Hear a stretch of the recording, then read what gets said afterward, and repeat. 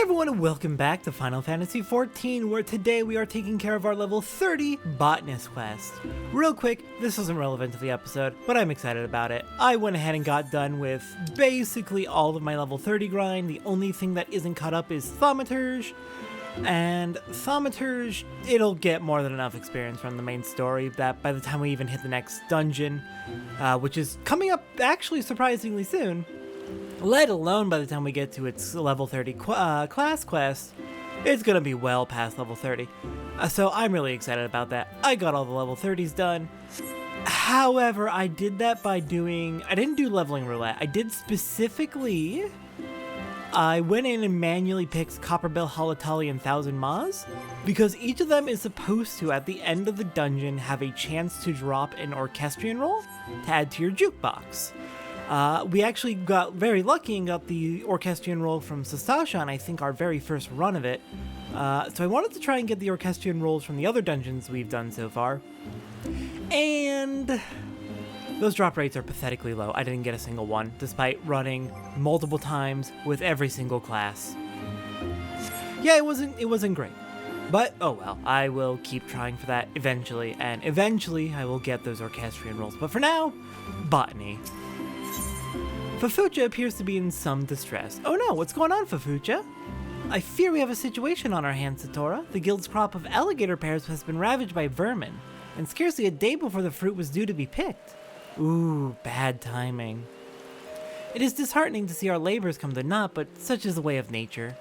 Alas, our woes do not end there. In a fine example of ill timing, no sooner had the disaster come to light than we received an unusually large order for, yes, alligator pears from the Carline Canopy. Yet all hope is not lost, for the fruit also grows in the wild. We need but find enough to fulfill the order. 15 to be precise. Our man Soliu is charged with keeping track of such...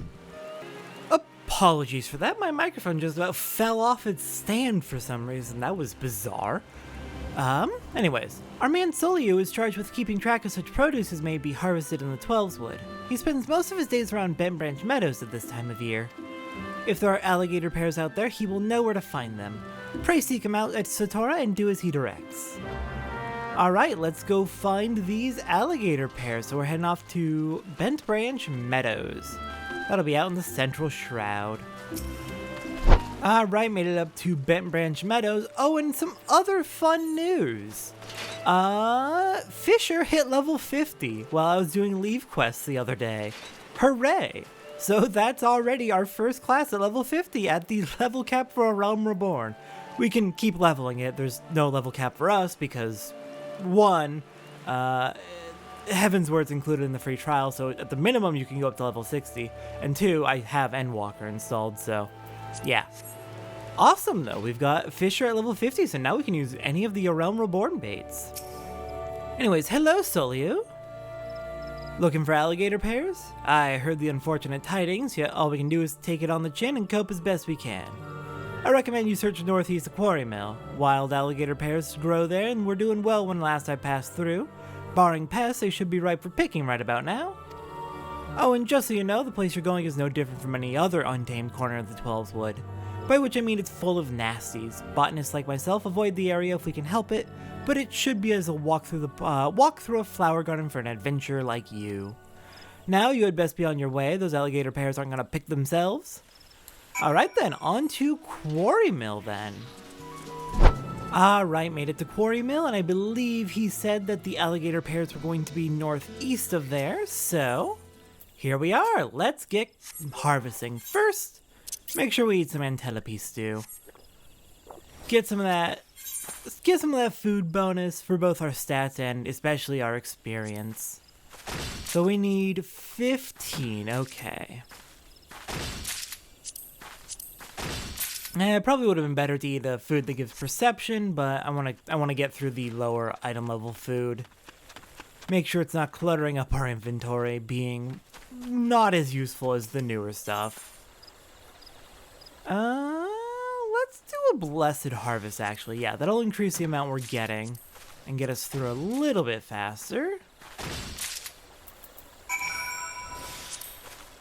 And thank you for some ice shards. Alright then, back to Fafucha. Alright, Fufucha, I am back with those alligator pears you were looking for. I trust you now know where the alligator pears are found in nature. Please hurry, Satora. It would not do to keep our client waiting. Don't worry, I've got plenty. I got a few extra, in fact. On accident, I assure you. I didn't mean to grab that many. 15 alligator pears, and just in the nick of time, you have spared us Mion's wrath. Unless you misunderstand, Mion is a reasonable woman, ordinarily. It is just that much rests upon the fruit's availability. Alligator pears are to form the centerpiece of a new dish of hers, you see. A hearty salad which she has been promoting feverishly to adventurers far and wide. Mion would not have been pleased had her plans gone awry, but owing to your efforts, she can keep her promise, and we our good reputation. My profoundest thanks, Satora. Of course, it was no problem. I trust you have learned a valuable lesson from this episode, namely that we must not take nature's bounty for granted. As I taught you when first you came to us, nature is an unsentimental creature. She may provide for our every need today, only to take it all away on the morrow. Those who would walk the path of botany must come to terms with this fact, and the sooner the better. For should your labors prove fruitless, and they frequently shall, no amount of brooding will avail you. Got it. Also, I caught your pun, how dare you. At such times one must remember that for all her seeming cruelty, nature is not our enemy. She simply is. If you would become intimate with her and partake of her bounty, you must learn to accept her unconditionally. Good lessons! Very good lessons to keep in mind. All these are downgrades, so I will take the money. How about the hatchet? That actually looks like it might be an upgrade. Oh ho ho! Look at the... Wait, no. Stats go down. Stats do go down marginally because I'm using high quality. And then I also have materia on top of that. Alright. What did I expect? Probably shouldn't have been anything else. Alright, with that done, it's time to get started on our gathering log for the day. And we're going to be, for that, heading out to, I believe, South Shroud will be our first destination. Alright, here in the South Shroud, we are just below Camp Tranquil, over near the south end of South Shroud. And we should be able to get our first several harvesting spots here. First off, we've got some level 35 mature trees with oak logs, tarantulas, and oak branches. We'll grab one of each and then as many oak logs as we can because I believe we're going to be needing quite a few oak logs.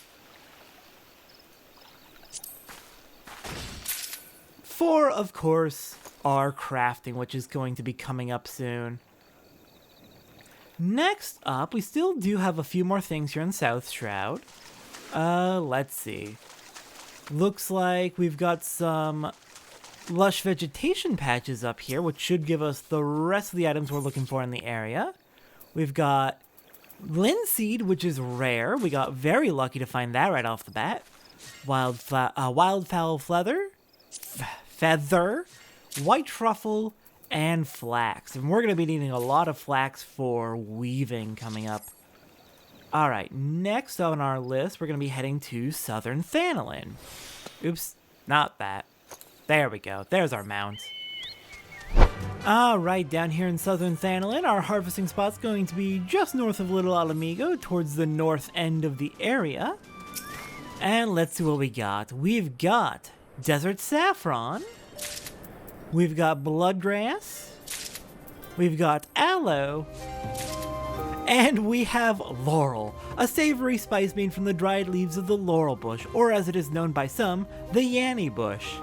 This is, if you've been on the internet long enough, something you may recognize. It's a reference to an old audio file that went around the internet a while ago, a long while ago.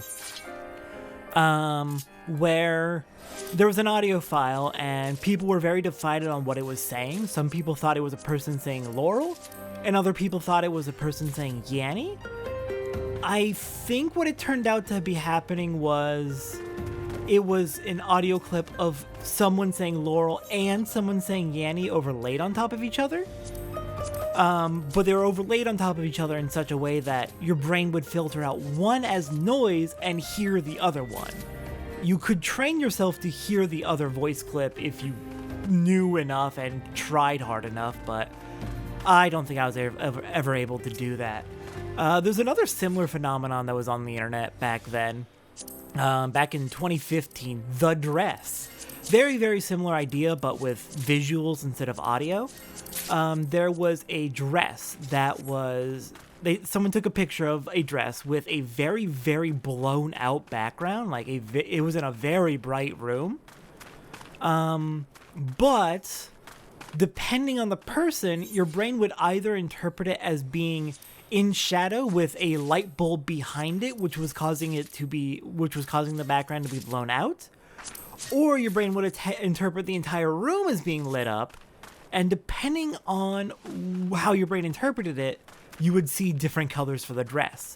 If you interpreted the room as being lit up, you would see it as... Hold on, I've got the page up right now so I can be accurate.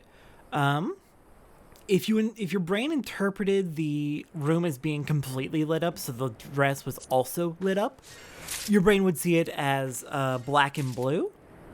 But if you interpret it as there being like a light bulb behind the dress that was causing the blowout in the back, with the dress in shadow, your brain would interpret it as white and gold. My brain only interprets it as white and gold. It just looks like a flash, a bright light behind the dress to me. So my brain interprets it as being in shadow. Anyway, we've been here for a little bit because I was also looking for the Euphami wildgrass, which is hidden. Alright then, our next and final destination is going to be taking us to Eastern Lenosia. Those who have watched every episode of the series so far know what I'm about to say. While we have been to Eastern Lenosia many times for the hunting log and a few times for fishing, we have never been there in the main story, so to be sure that everyone knows where we're going, I'm showing the route on foot, manually, on screen to be absolutely certain, until we go there in the main story. To get to Eastern Lenosia, we are going to be heading past Red Rooster Set in the lower Lenosia region. There are two paths up here, the western and the eastern, both going to Eastern Lenosia. We're riding past the Grey Fleet along the coast as we are going to be heading through the eastern entrance. Don't go through the western entrance, you'll end up on the wrong side of the map. Eastern Lenosia is divided into two halves, and if you go to the western entrance, it's going to be a bit of a hassle to get over to the eastern side. Just go through this side. Anyways, now that we're here in Eastern Lenosia, there's a familiar location for Final Fantasy veterans, Costa del Sol. And let's see, we're gonna need to go, it looks like quite a ways up in order to find our level 35 harvesting spots. We got some level 30 harvesting spots here as well, interesting. I'm willing to bet it's just crystals. And maybe dyes. Yep, it's crystals and dyes. But yeah, we're going a little ways up. We're gonna head for coordinates 2630, and that should bring us right to our harvesting spots. There they are on the minimap. Excellent. And these should have all of the remaining harvesting items that we need to gather. Okay, we've got a dragon pepper. We have Midland basil. We have a mandrake. We have a salt leek. And there are two seeds that I'm going to need to look for here. So I'm going to be here for a little bit, hoping to find both of them. Alright, found the mandrake seeds after not too long here. So just one more set of seeds to go, and then we are done with the gathering log for the day. Alright, I just hit level 41 and I got a new trait, Enhanced 12's Bounty. The 12's Bounty now extends to crystals. Ooh, very nice. That'll be handy as we are gathering crystals, which we don't need too many of those right now, but we will be needing them eventually, so. I should probably start getting stocked up on those at some point, but it should be fine for now. There we go, found the Midland basil seeds. And that means we are now done with our gathering log for the day. That should be everything level 31 to 35 for Botanist. And to double check, 31 to 35, just these three for logging, and looks like we do in fact have everything for gathering. Yeah. Or for foraging, rather. Alright then, with that, next time on Final Fantasy XIV. Our next objective is going to be our level 30 mining quest. Get the last of our gatherers caught up through level 30 so I can gather all the materials I need for the crafting logs coming up. I will see everyone next time for that.